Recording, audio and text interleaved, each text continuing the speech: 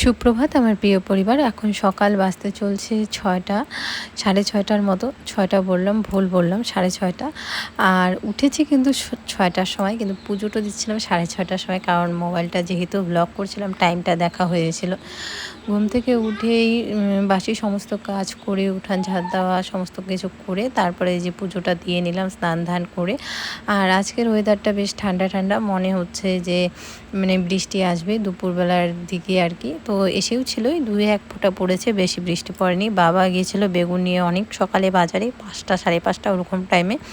আসার পথে দেখো কতগুলো পুঁই শাক নিয়ে এসছে, কিন্তু ঘরে না আর মিষ্টি কুমড়ো নেই। আমাদের যতগুলো মিষ্টি কুমড়ো ছিল সবই শেষ হয়ে গেছে, বিক্রি করা হয়েছে। আজকে পুঁই শাক আলু বেগুন দিয়ে রান্না করব।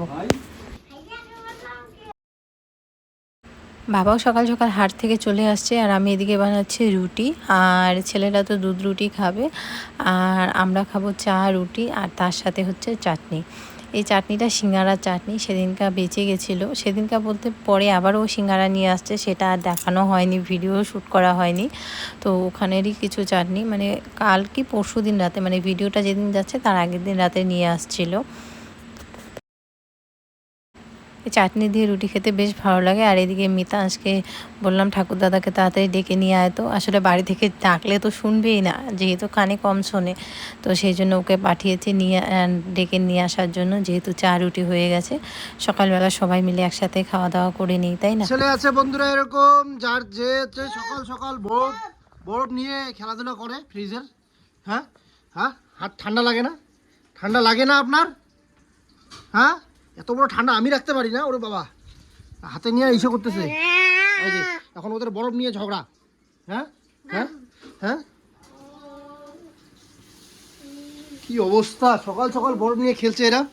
হ্যাঁ নারিল্লা সকালে ঢুকছে রান্না করে, মোটামুটি ধরে না সকাল 7টায় ঝগড়া শুরু হয়েছে। সকাল 7টায় রান্নাঘর ঢুকছে। কেন?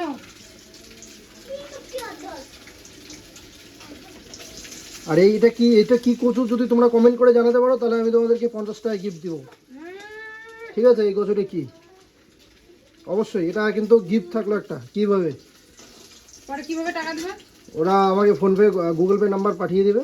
ঠিক আছে, যদি সত্য হবে কমেন্ট, যার ফার্স্ট কমেন্ট আসবে, আজকে বলে দিলাম, যার কমেন্ট প্রথমে আমি দেখব তাকে রিপ্লাই করব। যদি রিপ্লাই না করি তাহলে তোমরা আমাকে স্ক্রিনশট পাঠাবে। আর যে তাড়াতাড়ি এই কমেন্টে বলতে পারবে ভিডিও ছাড়ার সাথে সাথেই দেখেই যে এই কচুটা কি কচু, তাহলে কিন্তু তার জন্য থাকছে 50 টাকা একটা গিফট। সেই টাকাটা কীভাবে পাঠাবো না পাঠাবো কমেন্টে রিপ্লাই দিয়ে তোমাদের বলে দেবো। চলো দেখতে থাকো। এটা কিন্তু আজকের একটা বড় ধরনের টুইস্ট, আর সেটা হচ্ছে এই যে সয়াবিন দিয়ে হবে। এই যে দেখো, এই যে এখন কি কোথায় যাইতে হবে? ঠাকুর দাদার কাছে? হ্যাঁ যাও। আসলাম। এই যে কি করতেছে রে, কি একটা অবস্থা বন্ধুরা।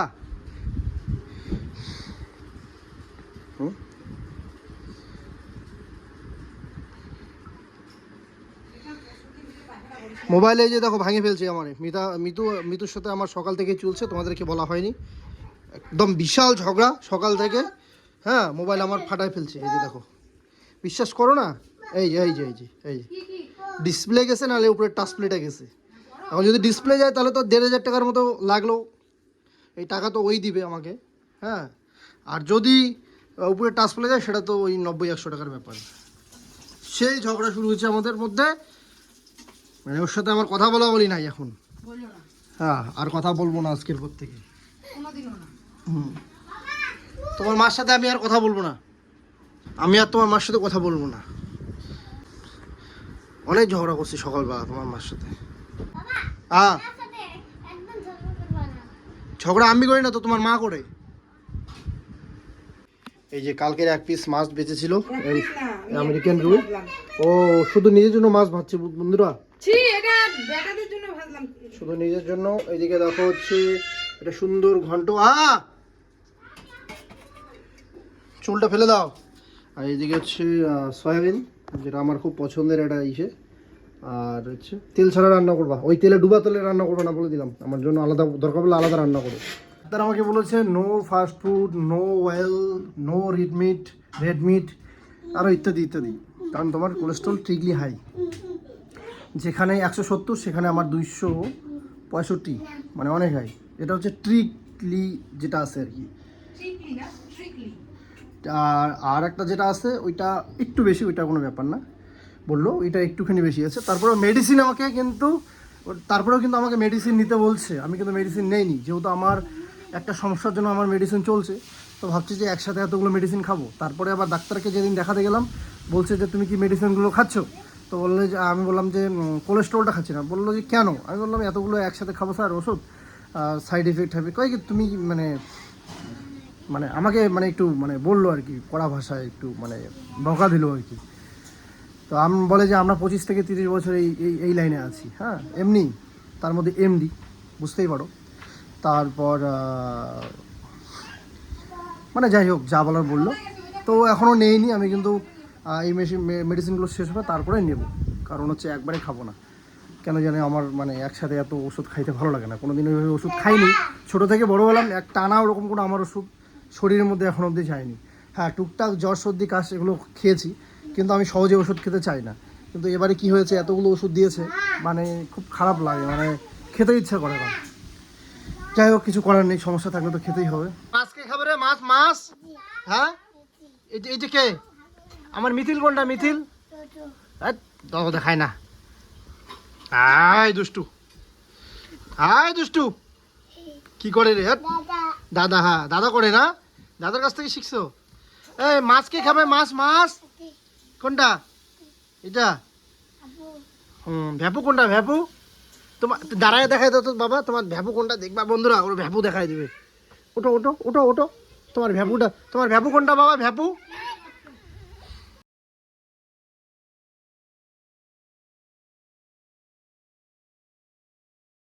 কি? হ্যাঁ মাছ কোনটা? মাছ বাবা, হ্যাঁ ওইভাবে খাবা। কেমন করে খাবা? কোনটা মাছ বাবা? কোনটা? এটা কি বাবা? এটা কি মাছ? এটা নাম করে খাবা। এটা কি মাছ? দেখো, এই যে 3টা সুন্দর সুন্দর গেঞ্জি কিনে নিয়ে এসছে জানো আমার বাবা। এই যে দেখো, এটা রেড কালার। বাবা এটা কি কালার? রেড। এটা এটা কি না? আর এটা ব্লু। তো এই 3টা দিয়েছে। আসলে অ্যাকচুয়ালি একটা কথা খুব মনে পড়ছে, যে ছোটবেলা থেকে ঠাকুরদা ঠাকুমার কাছে কিন্তু এই যে ছোট ছোট জিনিস পাওয়া, যেমন হচ্ছে আমরাও পেতাম দাদু দিদার কাছ থেকে। তো ঠাকুরদা ঠাকুমাকে আমরা ছোটবেলা থেকে এইভাবে পাইনি, ছিল না আর কি, কিন্তু দাদু দিদার ভালোবাসা পেয়েছি। এটাই তো ভালোবাসা, একটা সুতো যদি দেওয়া যায় সেটাতেও অনেক খুশি আনন্দ লুকিয়ে থাকে। আর মিতাংশ এবং মিথিলের যেমন দাদু দিদার ভালোবাসাটা ওভাবে পায় না, কিন্তু ঠাকুরদার ভালোবাসাটা পায়। হ্যাঁ, হয়তো যে আমার মামি আছে, মিতুর মামি, হয়তো শুনলে খারাপ লাগবে, হ্যাঁ যথেষ্ট করে। এবার এই যে একটা করে গেঞ্জি বা একটা করে সুতো বা যেটাই হোক না কেন নিয়ে এসে দেওয়া, এটা আমাদের যতটা না ভালো লাগে তার থেকেও বাচ্চাদের আমরা খুব খুশি হতাম। এখন হয়তো দিন একটু আলাদা, অতটাও হয়তো বা বাচ্চারা ওই আমরা যে ফিলিংসটা করতাম, এখনকার বাচ্চারা হয়তো বা সেভাবে ওই কদরটা বুঝবে না, কারণ এখন হাতে কাছে সব কিছু পাওয়া যায়। কিন্তু আমাদেরও ভালো লাগে যে এই যে বাবা ছোটো ছেলের জন্য জুতো নিয়ে আসলো, ছোটো থেকে বড় হলো, এত কিছু যে করে, এত কিছু এই ছোটো ছোটো জিনিসগুলো দিয়েও কিন্তু আমাদের একটা মন ভরে যায় যে হ্যাঁ ভালো লাগে। আদর, যে স্নেহ, যে যত্ন করা, এটা আসলে আলাদা একটা খুশি। তো এটাই আমি শেয়ার না করে থাকতে পারলাম না। এই যে দাদা ভাই নতুন জামা পরছে, দেখি সোনা বাবা। ওয়াও, তোমারটা দেখি, তোমারটা দেখি দূরে যাও দূরে যাও দূরে যাও, ওইদিকে যাও। হ্যাঁ বাবা, ভাইয়ের সাথে দাঁড়াও তো একটু, ওটা কামড়াবে না, ছাড়ো ওটা, মানুষ ব্যাড বয় বলবে। হ্যাঁ সোজা হয়ে দাঁড়াতে পারিস না। হ্যাঁ ঘর দোয়ারগুলো একটু পরিষ্কার করে নিলাম, আর ওদেরকেও দেখো সুন্দর করে জামা কাপড় পরিয়ে দিলাম। দুপুরবেলা থেকে মানে বিকেলবেলার থেকে সন্ধে অবধি যা খেললো, তারপরে আমি সন্ধ্যাবাতি দিয়ে আসলাম, এসে ওদেরকে এই যে খাওয়া দাওয়া করালাম। এখন তো আর ঘুমাবে না, ওর বড়দিদির বাড়িতে যাবে। প্রতিদিনের একটা নেশা হয়ে গেছে, বড়দিদির বাড়িতে গিয়ে তারপর বাড়ি এসে খাওয়া দাওয়া করে ঘুমাবে। গুড ইভিনিং বন্ধুরা, এই সারা দিনের মধ্যে আমি এই মাত্র ফ্রি হলাম, এই মাত্র সমস্ত বাসন কুসন তো মেজে ঠেজে রেখেছি। তারপরে আবারও একবার মানে আমি দিনে যে কবার বাসনের ঢিপ নিয়ে বসি সেটা আর বলার মানে ইসে রাখে না। তো এই যে এখন সেনে এই যে বাবা ভাত খেলো, হাঁড়ি কড়াই সমস্ত কিছু মেজে ঠেজে জল টল নিয়ে আসলাম ঘরে। এখন দুধ বসিয়েছি আর ছেলেদের জন্য একটুখানি ম্যাগি বসিয়েছি, আর বাবা একটুখানি নিয়ে রাস্তায় ঘুরতে গেল। তো যাই হোক বন্ধুরা, তোমাদের সাথে একটা কথা আমি শেয়ার করতে চাই। এই কথাটা আমি প্রায়শই শুনে থাকি, অনেকেই আমাকে বলে, এই সোশ্যাল মিডিয়াতে এসেছি সেইখানেই আর কি আমাকে এই ধরনের কমেন্ট শুনতে হয়। তাছাড়া সচরাচর এই সমস্ত কথা না আমাদের এই আশেপাশের লোক বলে, না আমার যে জ্যাঠা শ্বশুর মশাই আছে, মানে আমার যে জ্যাঠা শ্বশুর বলো, কাকা শ্বশুর বলো, বা আমার পাড়া প্রতিবেশী, তারা আমাকে কোনোদিনও বলে না। কিন্তু কিছু লোক সোশ্যাল মিডিয়াতে আমাকে এই কমেন্টটা করে।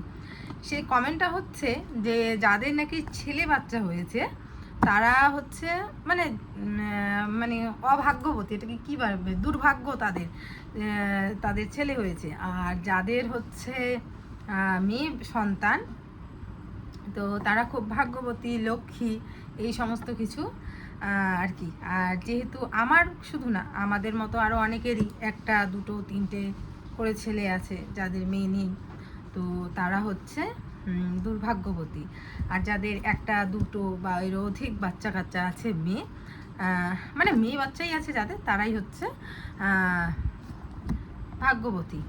তো এটা একটা কথা। আর দ্বিতীয় কথা হচ্ছে যে আমার যে দুই ছেলে আছে, ভবিষ্যৎটা দেখো, এখনও তো অনেক ছোট, এখনও দুধের বাচ্চাই বলতে গেলে, এখনও সেমন বয়স হয়নি, কিন্তু এখন থেকেই ওদের আমাকে শুনতে হয় যে আমার দুই ছেলের যে বিয়ে হবে, বউ হবে, আমাকে দেখবে না।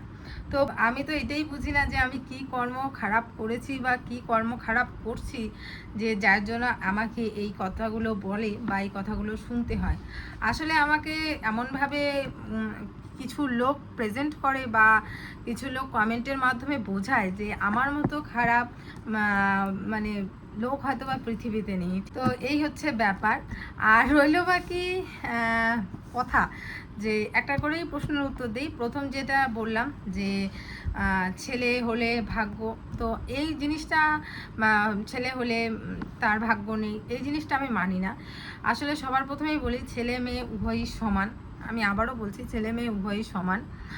আর এটা হচ্ছে ভগবানের দান, ঠিক আছে, যে যাকে যা দিবে। এটা তো আর বাজার থেকে নিয়ে আসা সবজি না, বা হাতে বানানো মোয়া না যে তুমি যা চাইলে সেটাই হয়ে গেল, তাই না? এমন একটা সমাজে থাকি যেখানে ছেলেদের মানে মেয়েদের তুলনায় ছেলেদের ভুল ত্রুটিগুলো বেশি ধরা হয়। আমরা মেয়েরা যদি কোনো রকম কোনো কিছু ভুল করি, আমি বা আমার মতো আরও যারা আছে, সেই ভুলটাকে ভুল হলে ধরাই হয় না।